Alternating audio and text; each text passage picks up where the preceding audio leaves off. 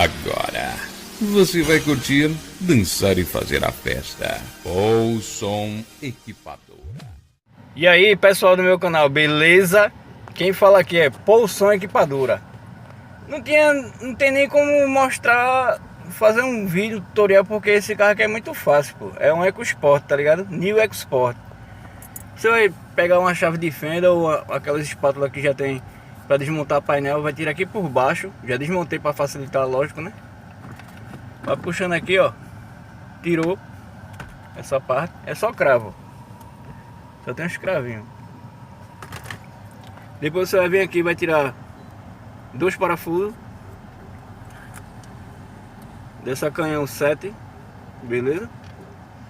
Você vai tirando o painel por cima aqui, aí vai tirando aqui por baixo, aqui, aí ele sai completo, certo? Depois tira o conector do alerta.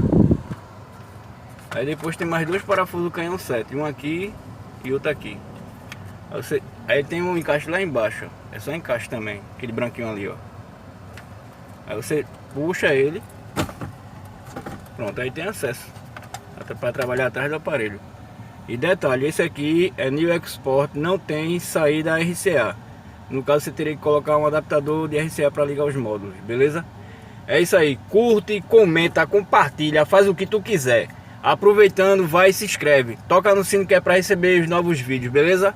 Até a próxima e fui! Isso é Poulson Equipadora.